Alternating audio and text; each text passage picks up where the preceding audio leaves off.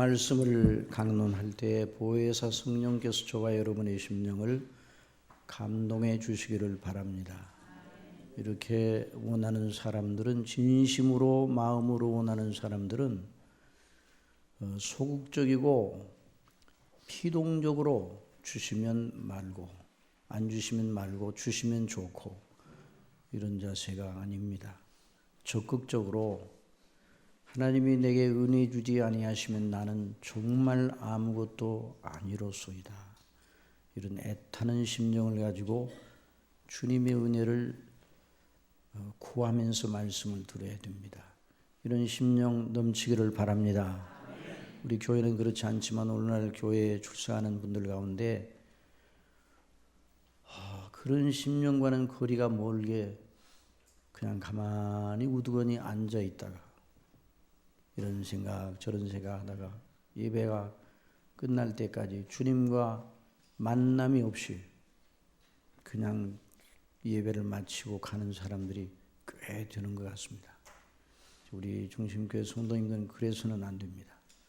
지금 주님이 우리와 함께 계시고 아버지께서 하늘에 계시면서 또 우리와 함께 계시면서 영광을 받고 계심을 잊어서는 안 될 것입니다. 우리가 그런 믿음을 가지고 간절한 마음을 가지고 오늘 말씀을 듣기를 원합니다. 저도 말씀을 강론하지만 제 말을 하는 것이 아니기 때문에 여전히 말씀을 듣고 증거하고 또 증거할 때 또 듣는 것입니다. 우리는 지난 시간까지 주님께서 가르쳐 주신 기도를 중심으로 은혜를 받았습니다. 영생 얻은 우리 하나님의 자녀들이 이 땅에 있을 동안 마땅히 어떤 기도를 하나님께 드려야 하는지 그것을 배웠습니다. 지금도 우리 주님께서 가르쳐 주신 기도는 아버지께서 응답하시는 기도입니다. 여러분, 응답하시는 기도를 드리시기를 바랍니다. 응답이 없는 기도, 중언부언하는 기도, 허공을 치는 기도,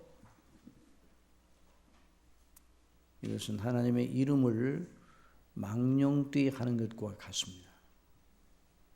주님의 이름으로 기도를 드리며 아버지께 기도 드린다고 하면서 응답받지 못하는 기도를 드리면 안 된다 이 말이죠. 오늘 본문 로마서 8장 26절에 있는 대로 성령께서도 우리 연약함을 도우시어 하나님 아버지께 올려 응답받을 기도를 드리게 하신다는 말씀입니다. 이와 같이 성령도 우리 연약함을 도우시나니 우리가 마땅히 빌 바를 알지 못하나 오직 성령이 말할 수 없는 탄식으로 우리를 위하여 친히 간구하시느니라.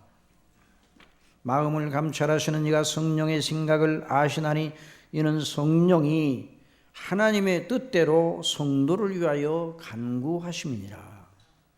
이 말씀은 우리가 지난번에 살펴본 것처럼 우리는 그냥 혼자 두시고 성령께서 혼자 기도하신다 그런 뜻이 아닙니다. 도리어 성령께서 우리로 하여금 바르게 기도하도록 아버지의 뜻에 합당한 기도를 하도록 인도하시며 그에 필요한 영적인 지각과 용기와 능력을 주신다는 말씀입니다. 그러니까 우리가 기도는 드립니다. 그런데 우리 속에 역사하셔서 하나님이 기뻐하시는 기도, 하나님이 응답하시는 기도를 드리도록 하신다는 말씀입니다. 그래서 하나님의 자녀인 우리 심령 속에 양자의 영, 곧 보혜사로 역사하시는 성령께서 이 땅에서 믿음으로 행하는 데 필요한 모든 것을 공급하시며 주장하시는 것입니다. 그래서 성령께서는 말씀을 듣고 기도하며 은혜를 받고 하나님 아버지의 뜻대로 순종하도록 늘 인도하시는 것입니다. 다시 강조하거니와 성령께서 우리 주 예수님께서 아버지 하나님 우편에서 우리를 위하여 기도드리는 중보 기도와 같은 그 기도를 오늘도 우리를 위해서 우리 속에서 하시는가 이렇게 누가 묻는다면 조금 다르게 이해를 해야 됩니다. 물론 그 예수님의 기도와 성령께서 우리 속에 기도를 가르쳐 주시는 것과 한 일직선상이 있는 것만 틀림없습니다. 그러나 그리스도의 대속주 그리스도께서 하나님 우편에서 중보 기도를 드리는 것은 구원론적인 의미에서 또 하나님의 성령께서 우리 속에서 드리는 기도는 그 그리스도의 드리는 기도의 효력이 우리 속에 바르게 정착하도록 믿음을 바르게 갖도록 이렇게 기도 드린다. 그런 면에서는 일직선상이 있어요. 그러나 그리스도의 중보 기도와 같은 방식으로 우리 속에서 중보하시는가? 그것은 아니라는 것을 알아야 될 것입니다. 우리 주 예수님의 이름으로 아버지께 올리는 기도가 우리 주 예수님께서 우편에서 우리를 위하여 아버지께 드리는 것과 잘 맞아 들어가도록 성령께서 인도하신다는 것입니다. 그래서 성령님을 가리켜 기도의 영을 부어주신다. 그래서 기도의 영이라는 별칭으로도 부르는 경우가 있습니다. 사도 유다가 기록한 유다서 1장 20절을 통하여 성령께서 우리에게 이렇게 말씀하십니다. 사랑하는 자들아 너희는 너희의 지극히 거룩한 믿음 위에 자기를 건축하며 성령으로 기도하며 누구로 기도하라고요? 성령으로 기도하는 성령의 인도하심을 따라 기도하라는 말씀입니다. 하나님의 사랑 안에서 자기를 지키며 영생에 이르도록 우리 주 예수 그리스도의 긍휼을 기다리라. 그렇게 말씀하셨어요. 여러분 기도가 정말 필요하고도 너무나 영광스러운 아버지께서 우리에게 주신 귀한 은혜의 방편입니다. 기도를 하고 아무것도 받지 아니하는 사람은 없습니다. 바른 기도를 하고 반드시 은혜 주시는 줄 믿으시기 바랍니다. 예배를 드리고 아무것도 받지 못하는 그런 예배는 없어요. 신령과 진정으로 예배를 드려서 두세 사람이라도 모여 아주 혼자 예배를 드린다 할지라도 반드시 하나님 은혜를 주십니다. 그러니까 구정예배 모이려는데 아이고 모이는 사람도 없으니까 아이고 그만두지 뭐 그러지 마시고 구역장 혼자라도 드리시기 바랍니다. 그러면 하나님이 그 예배를 통해서 영광을 받으시고 반드시 은혜를 주시고 예배하는 자들을 또 붙여주실 것입니다. 자, 이 기도는 그러니까 내 뜻을 이루기 위하는 것이 아닙니다. 내 뜻을 이루기 위한 방편이 아닙니다. 내 뜻을 가지고 아버지께 졸라대어 내 뜻을 이루어 주세요. 그런 것이 아니라 하나님의 선하신 뜻에 제가 복종할 은혜를 주옵소서. 이것이 바로 기도의 요점입니다. 뭐라고요? 하나님의 선하신 뜻에 하나님의 선하신 목적에 자녀된 내가 복종할 은혜를 허락하여 주옵소서. 그러니 오늘도 본문 말씀을 통해서 그 하나님의 뜻의 그 거룩한 영광을 바라보며 주시는 귀한 은혜를 받기를 원합니다. 자, 그러니까 우리가 지난번에 생각한 그 말씀이 연장선상이 아니 모든 하나님의 교회에서 증거되는 말씀은 한 연장선상 안에 있어요. 오늘 본문은 그리스도를 믿음으로 말미암아 은혜로 구원을 받고 영생을 얻은 우리 하나님의 자녀들이 항상 마음에 두고 묵상하고 자신에게 적용해야 할 하나님의 예정하시고 성취하신 뜻 그리고 그 목적을 주목하게 하고 있습니다. 오늘 본문이 저와 여러분을 향하신 하나님의 영원한 목적, 영원한 뜻을 기리고 우리 심령 속에 두고 묵상하고 그 은혜를 우리에게 적용하도록 믿음으로 적용하도록 가르쳐 주고 있습니다.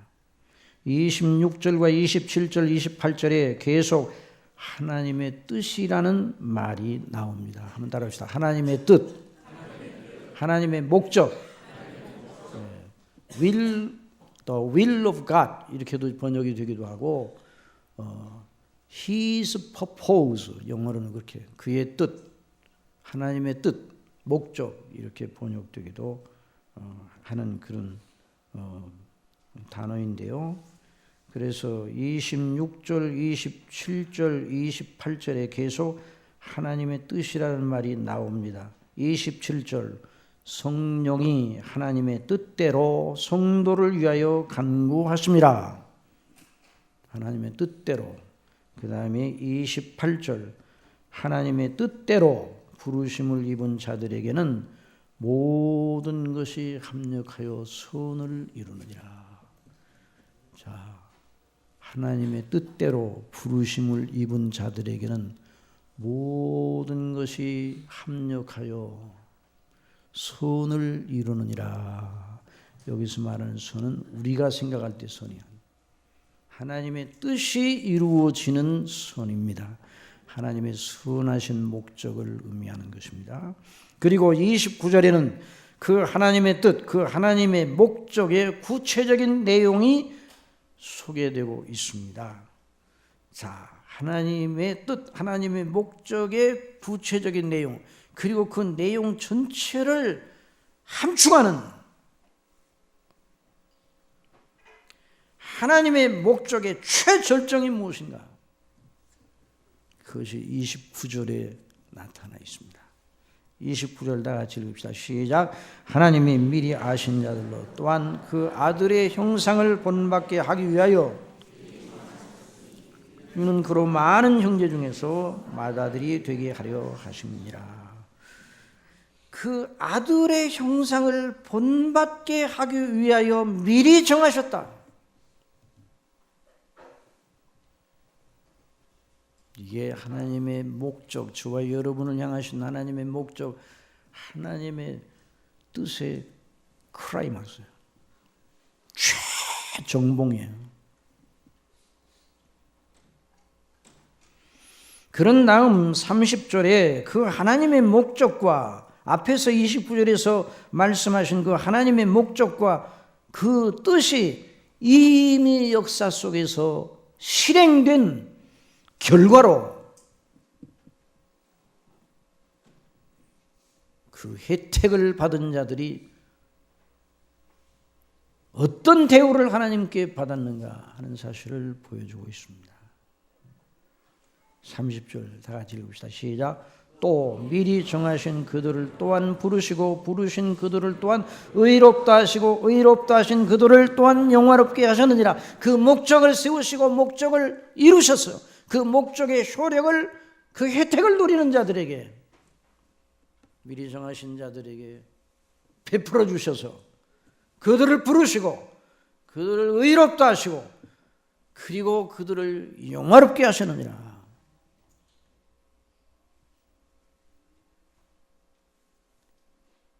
이것이 저희 여러분의 존재의 가치입니다. 여러분 믿으시기 바랍니다. 왜 밥을 먹고 살라고 열심히 이 세상에서 주어진 사명을 감당해야 되냐, 이 목적 때문에.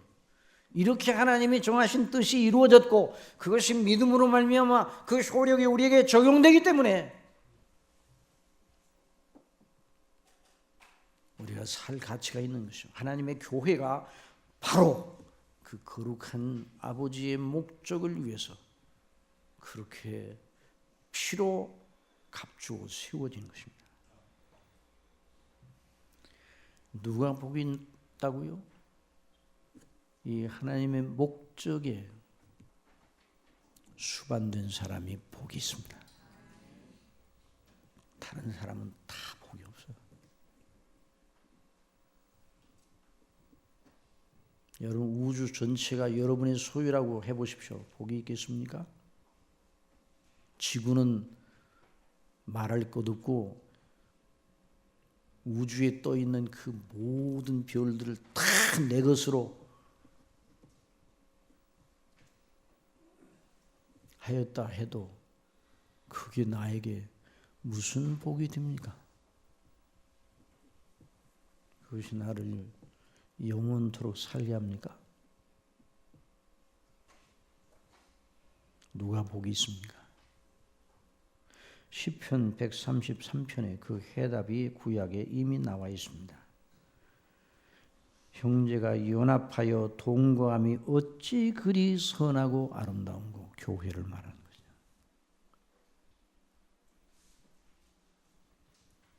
저와 여러분이 지금 교회로 모였습니다.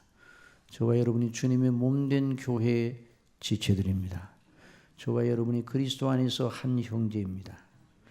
형제가 연합하여 동거함이 어찌 그리 선하고 아름다운고, 머리에 있는 보배로운 기름이 수염 곧 아론의 수염이 흘러서 그 옷깃까지 내림 같고 그 헐몬의 이슬이 시온의 산들의 내림 같도다. 거기서, 바로 거기서 하나님의 교회 안에서, 성소 안에서, 구약이든 신약이든 하나님의 성소 그 안에서 여호와께서 복을 명하셨나니 곧 무엇입니까? 영생이로다. 그 복이 무슨 복이라고요?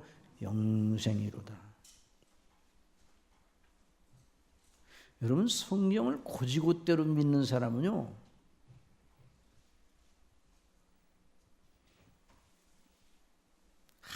항상 충만한 사람입니다. 성경이 곧이곧대로 믿어지게 될 때 그 사람은 항상 충만합니다. 모든 성경에 기록된 하나님의 말씀이 그를 거룩하게 휘젓고 있기 때문에 그의 심령이 살아서 측량할 수 없는 기쁨과 감사가 그 심령 속에 넘쳐나는 거죠. 이런 역사가 있기를 바랍니다. 이런 영성을, 이게 바로 진정한 경건이에요. 영성이라는 말이 요즘 많이 쓰여지는데 저는 그보다 더 중요한 건 경건이라고 해요. 이것이 바로 경건의 비밀이에요.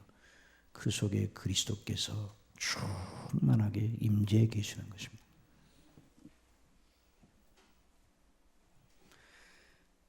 그래서 지상에 있는 하나님의 거룩한 교회를 통하여 주시는 복, 곧 예수님을 믿어 영생의 복을 받은 자들이 그리스도의 몸된 교회를 이루어 아버지께 영광을 돌리고, 아버지께서 바로 그 성소 교회를 통해 당신의 살아계심을 나타내시고 당신의 구주되심과 만유의 주되심을 나타내시는 거예요. 물론 자연 만물을 통해서 우주 만상을 아버지의 통치하시는 그 통치를 통해 당신의 영광을 드러내시지만, 교회를 통해서 그 놀라운 은혜를 베풀어 주심을 믿으시기 바랍니다. 교회는 만물을 충만케 하시는 자의 충만이니라 말씀하셨어요. 교회에 와서 영광을 돌리고 예배드리는 걸 작은 일로 생각해서는 안 돼요. 이걸 빼앗기지 말아야 됩니다. 저와 여러분은 평생 우리 후대들 다 이와 같은 복을 빼앗기지 않는 복을 주시기를 원하나이다.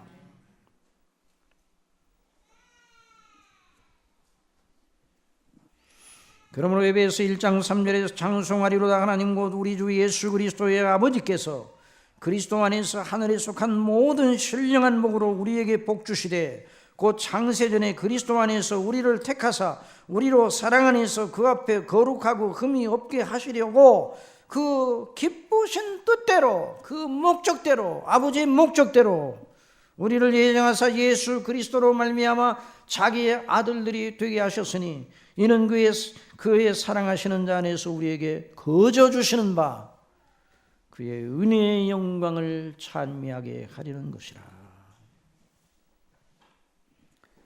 그냥 하나님께서는 성경 곳곳마다 이런 자들을 향하여 복이 있도다, 복이 있도다.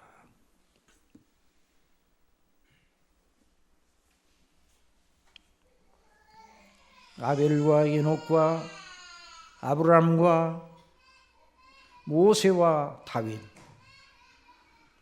복이 있습니다. 살아있잖아요. 그러니까 막 우는 거예요. 살아있지 않으면 안 울어요. 그러니까 영원히 살아있는 사람은 하나님을 향하여, 아버지를 향하여 언제나 우는 거예요.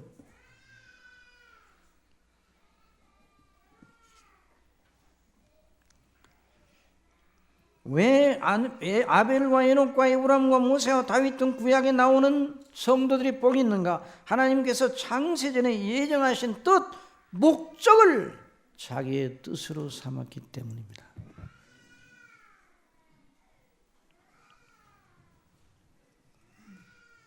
하나님의 목적은 비밀이에요. 뭐라고요? 비밀. 창세전에 성삼위간에, 성부와 성자와 성령 성삼위간에 거룩하게 도모한 계획이에요. 비밀스러운 마스터 플랜이에요. 비밀에 아무도 몰라요. 천사도 모르고, 아니 아무 피조물도 그때는 존재하지 않았고 하나님만 계셨는데 누가 알겠어요?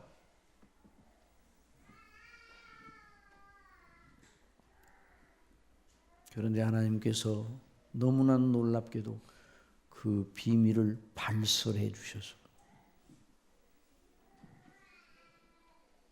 그 비밀을 계시로 알게 해 주셔서 언약하셨어요. 언약은 바로 하나님의 비밀에, 하나님의 목적의 발설이에요.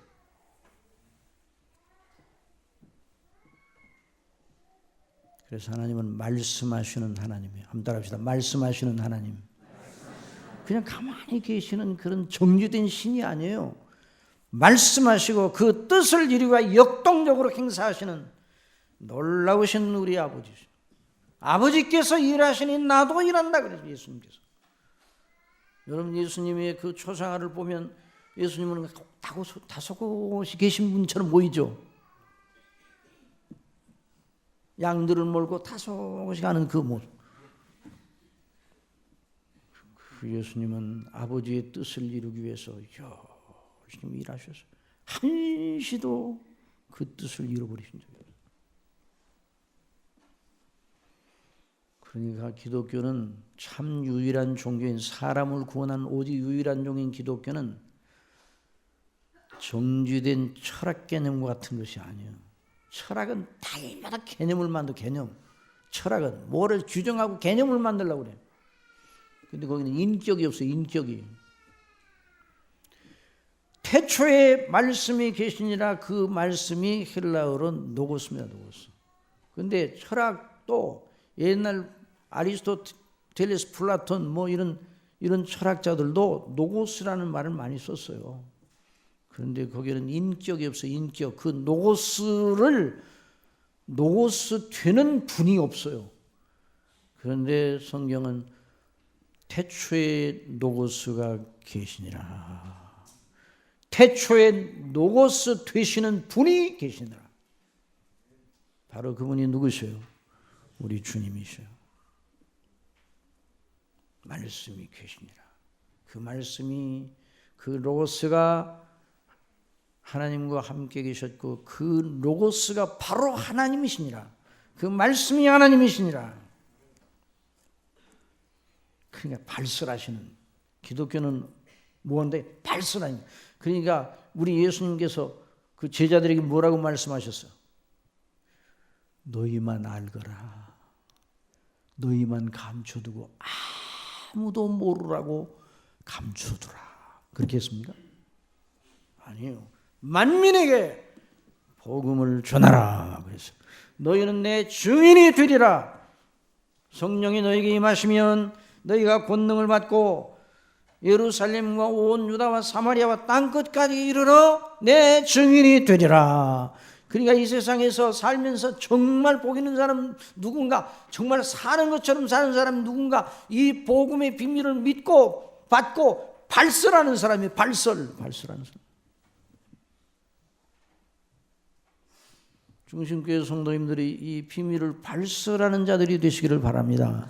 발설해야 돼. 발설. 이게 닿지 말고 발설해야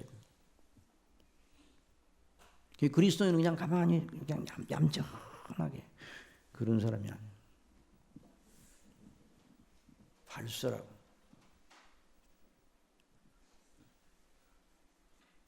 그 놀라운 하나님의 언약, 하나님의 약속은 바로 하나님의 영원전에 세우신 목적의 발설인데, 그 약속의 핵심은 바로, 그 핵심에 누가 계시는가? 우리 주 예수님이 계시는 것입니다. 예수님을 믿음으로 말미암아 주시는 영생의 복을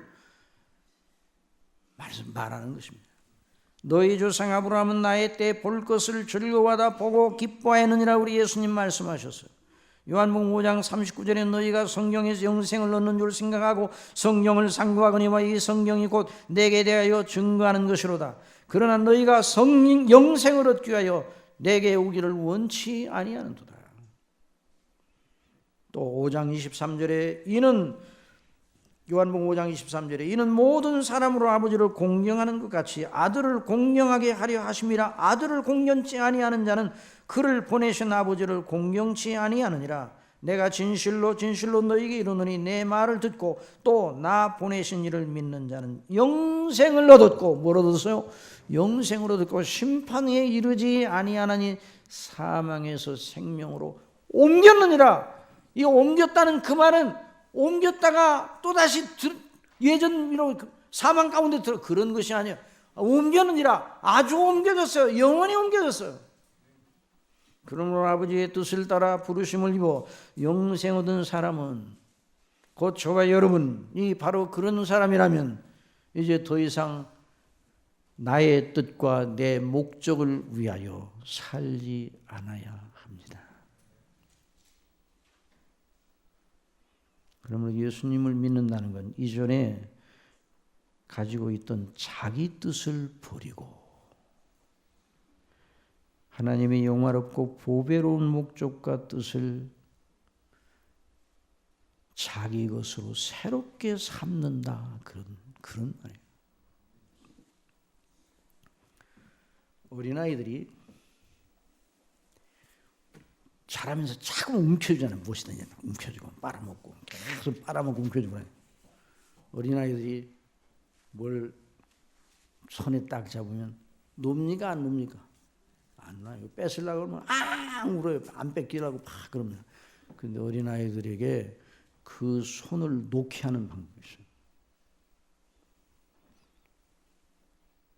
어린아이가 보기에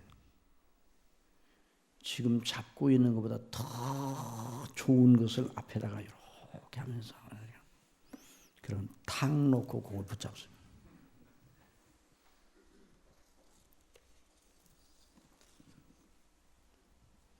우리 예수님께서 내가 진실로 너에게 이르노니 누구든지 하나님의 나라를 어린아이와 같이 받들지 않는 자는 결단코 들어가지 못하리라.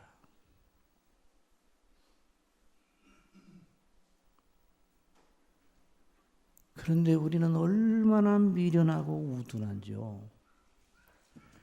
하나님께서 우리에게 당신의 영광과 당신의 목적을 늘 들이밀면서 이걸 잡아 그래도 안 놔요. 나만큼 나를 위할 자는 세상에도 없다. 우리 예수님이 너를 위해 내가 십자가에 못 박혀 죽었다. 다시 살았다. 너를 아버지께서 영원전에 사랑하셔서 그래도 속으로 이렇게 말합니다. 그래도 내 사정 아시겠어요? 내 사정 아시면 내가 이렇게 어렵나요? 하나님도 내 사정 잘 모르실 거예요. 내 사정은 나밖에 몰라요. 절대로 안 알아요. 내 뜻, 내 목적.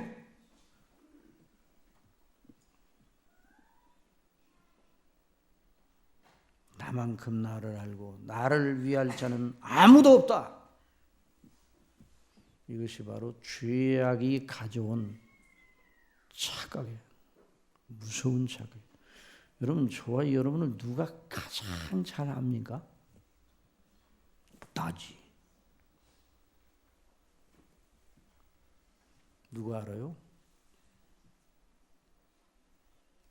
우리는 생각을 바꿔야 됩니다. 그걸 놔야 돼. 나를 지으신 하나님, 내 장부를 지으신 하나님, 내가 어머니의 태에서 내가 조성되기 전에 나를 아신 하나님, 그분이 나를 아십니다. 그 진리가 너무 복되고 너무 영화롭잖아요. 근데 왜 내가 나를 더 잘하는 것처럼 여겨지는지, 이것이 바로 죄악의 무서운 참화예요. 나를 못해서 조성하신 하나님, 나를 창세전에, 못해서 조성하시기 전에 창세전에 나를 아신 하나님, 나를 택하신 하나님, 나를 사랑하신 하나님, 이 땅에 태어나게 하신 그 하나님, 나의 남으로부터 지금까지 나를 먹이시고 기르시고 이끄시고 예수님 그리스도를 믿음으로 말미암아 영생을 얻게 하신 하나님, 그리고 나는 날과 살고 있는 날들과 죽을 날을 다 정해놓으신 그 하나님, 그 하나님보다 누가 나를 위하고 누가 나를 더 알겠어요? 우리 예수님께서 아버지께서 너희 머리털도 다 세시고 계시다 말씀하셨어요. 그런데 안 믿습니다. 이제 곧잘 말하긴 하죠.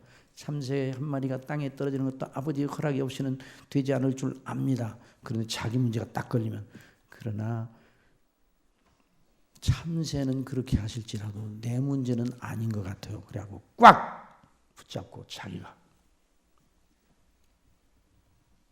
그 나중에 낭패를 당하고 나서요. 아버지, 낭패를 당하고 나서요. 자기에게 돌아올 분깃을 가지고 아버지의 간섭 없이 먼 나라에 가서 갔던 탕자가 다 허비하고 낭패를 당한 다음에 내 아버지 집에는 양식이 풍족한 품꾼이 얼마나 많은 거. 그런데 나는 여기서 줄여 죽는구나.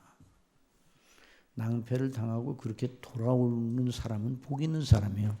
그 낭패를 당하고 주저앉고 아예 거기서 그냥 아무런 의미도 없다 내 삶. 그렇게 하면 안 되는 거예요. 그래서 우리는 기도 어떻게 해야 됩니다. 오 주여, 저의 연약을 아시고 저의 뜻을 버리고 아버지의 영원하신 영광의 목적을 붙들게 하여 주옵소서. 그 아버지의 뜻을 내 뜻으로 여기게 하여 주옵소서. 나를 붙드셔서 방황하게 자라는 내 마음의 연약을 아시는 주님, 저를 찾아 주소서. 다윗이 그걸 알았어요. 그래서 시편 119편 마지막 절이 19편 119편 그 내용을 봐요. 얼마나 주님의 은혜를 받고 감사하고 또 하나님께 늘 간구하고 은혜를 받고 그런데 마지막 절이 그래요. 이른 양같이 내가 유리하오니 주의 종을 찾으소서. 내가 주의 계명을 잊지 아니함이니라.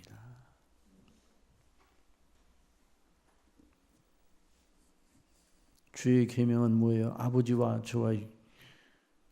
저와 여러분에게 주신 계명은 명령인데요.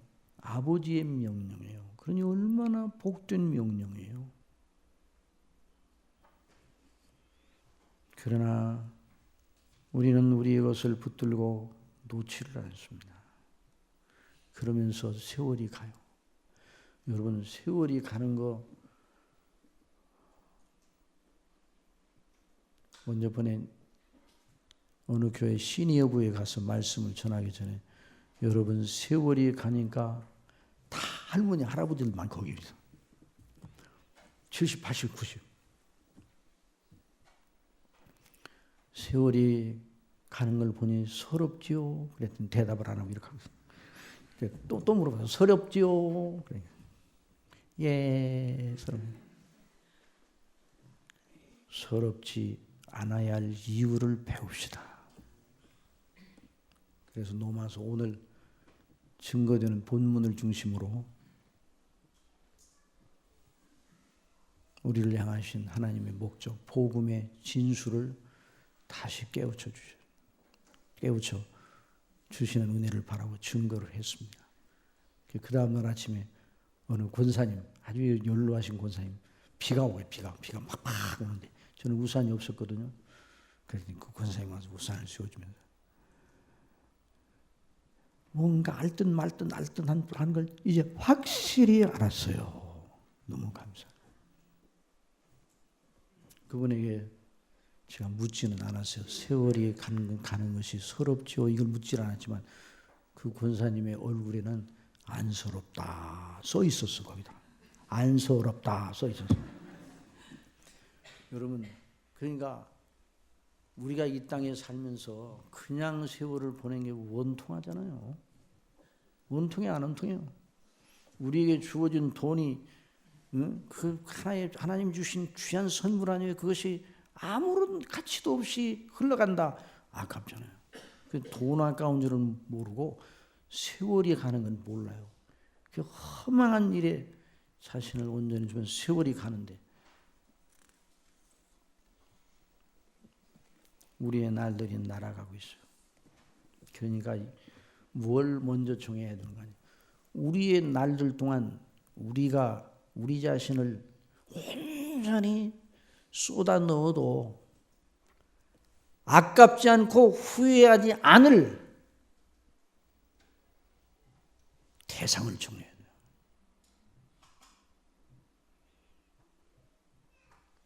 이 일을 위하여 내가 살고 죽어도 후회스럽지 않고 너무너무 잘했다. 아니 한 번만 그러는 게 아니라 영원토록 그 삶을 되돌아보면서 잘했다 잘했다 정말 하나님의 은혜로다 하면서 늘 기뻐하고 하나님께 감사 올릴 그 일이 무엇이냐. 다윗은 그걸 알았고 사도 바울도 그걸 알았어요. 다윗은 아버지 하나님께서 우리 주 예수 그리스도께 하시는 말씀을 듣는 큰 은혜를 받았어요. 주께서 내 주에게 말씀하시기를 내 원수로 내 발등상 되게 하기까지 내 우편에 앉았으라. 주께서 그 주는 아버지 하나님이죠. 내 주에게 그리스도셔요.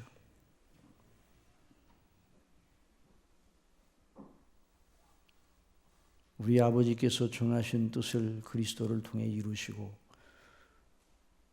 그 구원과 영생과 그 나라의 영광을 이루실 높은 뜻을 가지고 계신 걸 다윗의 귀를 열어 듣게 해주시고 그걸 기록하게 해주셨어요. 사도 바울은 그것을 알았습니다. 내가 사는 것이 그리스도니 죽는 것도 유익함이라. 영어로는 사는 것이 그리스도인이 죽는 것도 이득이다 그랬어요. 그리스도인의 죽음은 믿음으로 살라 믿음으로 죽는 죽음은 그리스도인의 죽음은 절대로 손실이 아닙니다. 왜 그렇게 되는가? 여기 오늘 본문에서 말씀하시는 하나님의 영원한 목적 때문에 그래요.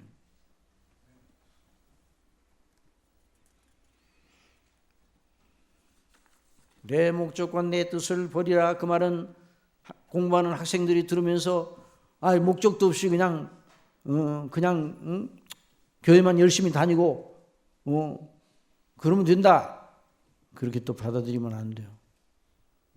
학생들 때 해야 할 일이 있어요. 공부를 해야 돼요.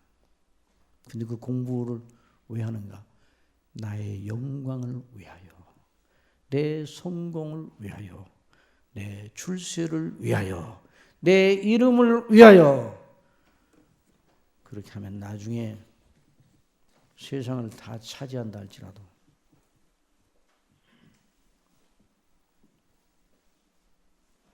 헛되다 그런 말을 하게 되는 것이죠. 그러니까 목적을 세우되 주님의 영광을 위하여. 학생 여러분, 학생들만 대답해요. 학생 여러분, 한번 대답해. 왜 대답합니까? 학생 여러분, 여러분이 주님의 영광을 위하여 공부하시기 바랍니다. 나를 사랑하시고 나를 택하시고 나를 구원하시고 나로 하여금 영원한 아버지의 기업을 있게 하신 그 아버지의 영광을 위하여 내가 이 공부를 한다.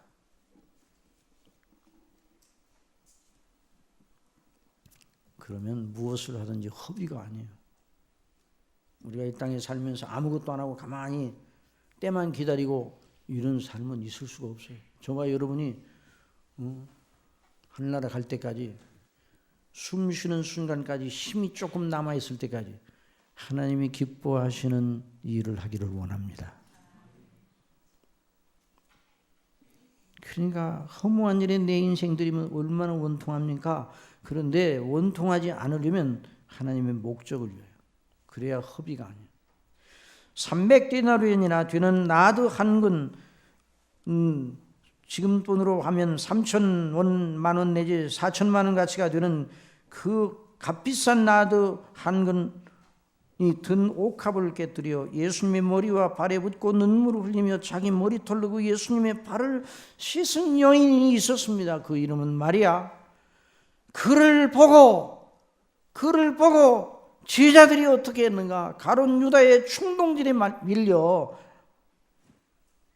그냥 언제든지 무엇을 하든지요 딱 앞장서 가지고, 이제 사람들이 여러 모이면 앞장서 가지고 믿음의 길로, 야, 이리 가는 게 믿음의 길이다, 이렇게 하는 사람이 있어요. 그 사람 따라가지고 그 그룹이 믿음의 길로 갈 수도 있어요. 근데 어떤 경우에 보면 똑 앞장서는 사람이 불신앙적인 말을 딱 던져가지고 나가면 그 그룹이 불신앙으로 갈 수 있어요. 이 제자들이 가룟 유다의 충동질에 그만 말려들어서 분하게 여겼어. 뭐라 그랬는가? 무슨 의사로 이것을 허비하느냐? 허비. 이 여자가 뭐하고 있는 거야? 이게 허비하고 있네. 이 값비싼 것을, 이것을 많은 값에 팔아 가난한 자들에게 줄 수 있었으면 좋을 뻔하였도다. 이 여자 정말 쓸데없는 일을 하고 있구나, 이런 얘기 아니에요? 제자들 다 같이 분하여 가룟 유다가 앞장을 서서 탁 던지니까 다 같이. 여러분, 하나님의 교회가 진행할 때 믿음 있는 사람이 앞장서게 하시는 은혜를 구하시기를 바랍니다. 믿음 없는 사람이 앞장을 서면 불신앙의 길로 내달아갈 수가 있어요. 우리 예수님이 그것을 들으시고 또 아시며 저희에게 말씀하셨습니다. 마태복음 26장에 보면 너희가 어찌하여 이 여자를 괴롭게 하느냐? 저가 내게 좋은 일을 하였느니라. 어떤 일을 하였다고요? 좋은 일을 하였다. 여러분, 향유를 말이에요. 향유를 보세요. 향유를 뿌릴 때 어떻게 뿌립니까? 아침에 나올 때 향유 뿌릴 때 어떻게 뿌려? 모래도 확 붓고 막 흘러내려도 막 붓고 이렇게 나옵니까? 날듯 말듯 하면서 살짝 뿌리고 나오는 거 아니에요? 그런데 이 여자는 옥합을 깨뜨리고 아예 들어 부었어요. 그러니까 향유를 사용하는 법부터 잘못된 거예요, 사람들이 볼 때.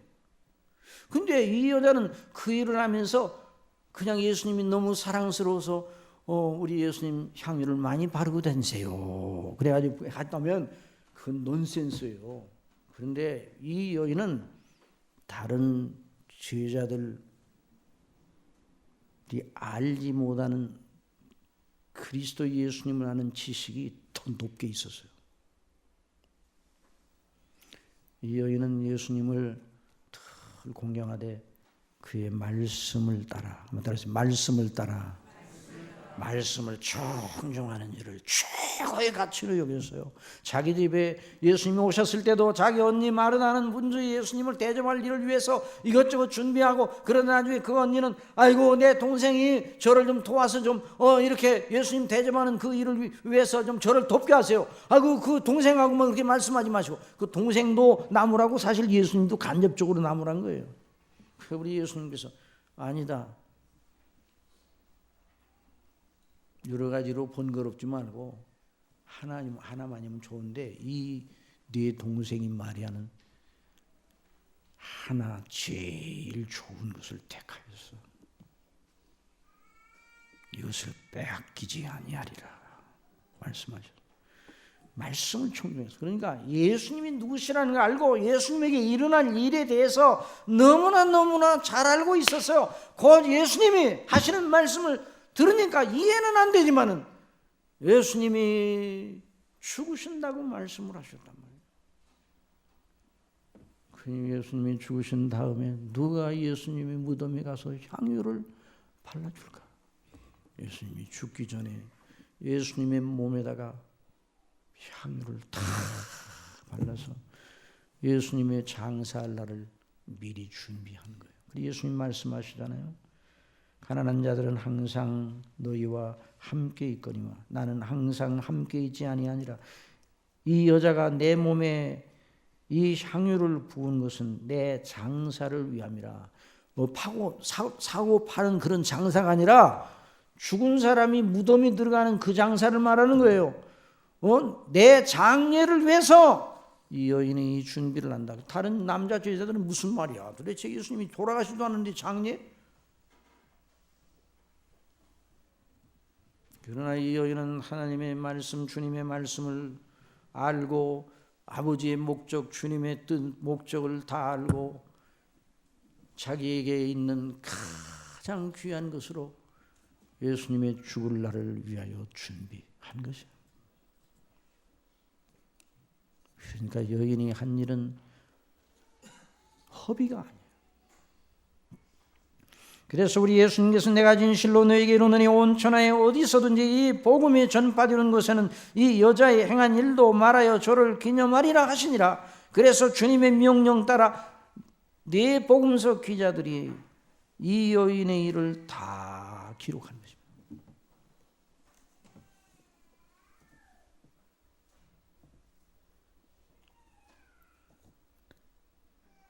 그래서 그 여인의 일을, 그 말씀을 읽을 때마다 영감이 나잖아요. 여러분 집에 가서 그 부분을 읽어보시기 바랍니다. 이 마태복음 26장에도 나오고 요한복음 12장에도 나오고 각 복음서마다 다 나와요. 그래 그 읽으면서 그 대목을 코를 대고 여기다 맞추면 향 냄새가 그냥 가득 진동할 겁니다. 여러분 그런 역사 있기를 바랍니다. 저와 여러분의 심령 속에 그 여인의 일이 큰 영감으로 다가온단 말이에요. 왜? 그는 자기에게 주어져 있는 조건을 주의 영광과 목적과 그 영화로운 뜻을 위해 드렸기 때문입니다. 시간이 많이 지나가서 더 했으면 좋겠는데 마무리를 그냥 다음에 또 해야 되겠어요. 그런데 오늘날 우리 예수님께서 우리를 그리스도의 형상을 본받게 하시려고 뜻을 정하시고 그 뜻을 이루셨어요. 그리스도 안에 이루셨어요. 근데 그 뜻이 너무 영광스러운 뜻이에요. 그래서 그 뜻이 완전하게 이루어져서 그 예수님의 대속의 은혜의 놀라운 비밀을, 그 구속의 여력을 성령님으로만 적용시켜 주셔서 미리 정하신 자들을 부르신 그들을 또한 의롭다 하시고 의롭다 하신 그들을 영화롭게 하셨다. 그러니까 이 저와 여러분을 영생하도록 영원히 살도록 하시기 위해 아버지의 정하신 뜻이 완전합니다. 우리 예수님의 이루신 구속이 완전합니다. 성령께서 우리 속에서 역사하셔서 은혜를 받게 하는데 완전하십니다. 완전하다. 아버지 하나님은 성삼위께서 완전한, 이게 아버지께서 완전하시다, 예수님이 완전하시다, 이 생각을 할 때마다 우리 심령이 뜨거워지잖아요. 왜? 우리는 너무너무 완전하지 못하잖아요. 이 세상의 모든 피조물이 다 불완전해요. 하나님이 완전하게 만드셨는데 범죄함으로 오염돼서. 시간이 지나갔지만 저는 이 설교를 준비하면서 정말 하나님이 뜻, 목적이 완전하고 그 목적을 완전하게 우리 예수님이 이루시고 하나 모자란 것이 없이 그 성령님께서 완전하게 택한 백성 한 사람도 빠짐없이 마지막 날에 다시 살리시는 그 아버지의 뜻, 예수님의 뜻, 성령님의 뜻을 위하여 한 사람 한 사람이 오늘도 대속의 은혜의 비밀을 끼쳐주고 계십니다. 완전하시단 말이에요. 완전하신 성삼위 하나님을 높이시기를 바랍니다. 저는 이 말씀을 이렇게 준비하면서 그런 생각이 들었습니다. 1986년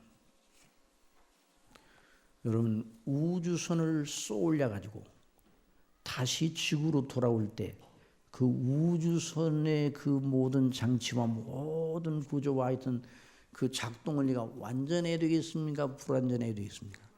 불완전해야 돼요.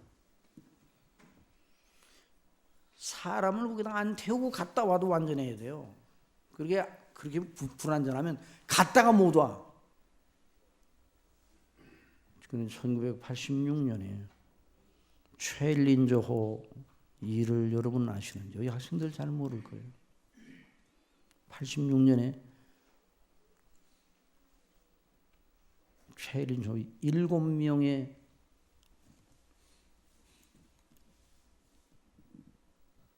유인 우주선.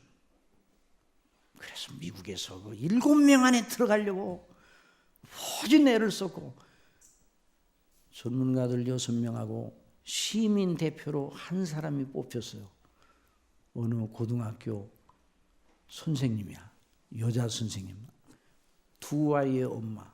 그러니까 그냥 그때 그 뉴스 보던 그 기억이 나요. 얼마나 학생들이 좋아하고 축제 분위기요.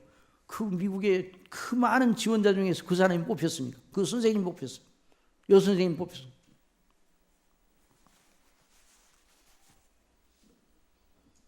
그리고 전 세계로 생중계됐잖아요. 그 쏘아 올릴 때. 7명이 다 타고 그 학생들도 다 그걸 바라보고 있어요. 뉴 햄프셔 주의 어느 고등학교.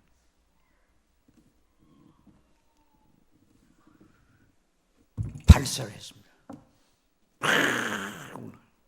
불을 뿜으면서 공중을 향해서 치솟았습니다. 거기 몇 명이 탔다고요? 7명이 탔어요. 73초 만에 공중 폭발되었어요. 온 세계 사람들이 보고 그 고등학교 자기 선생님을 자랑스럽게 여기던 그 사람도 그 애들도 그 가족은 어떠했겠어요? 그 영혼이 몸은 산산이 산화됐겠지만 그 영혼은 즉시로 아버지의 심판대 앞으로 옮겨졌어요.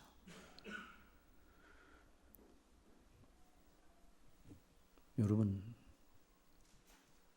미국이 최첨단을 자랑하는 기술을, 전문적인 과학 기술을 가지고 정밀하게 하나의 오차도 없이 그 체계가 완전하지 않으면 그런 사고가 나겠군요. 완전한 점검, 검토 시험을 여러 번 해봤겠죠. 근데 어떻게 해서 그렇게 되는가?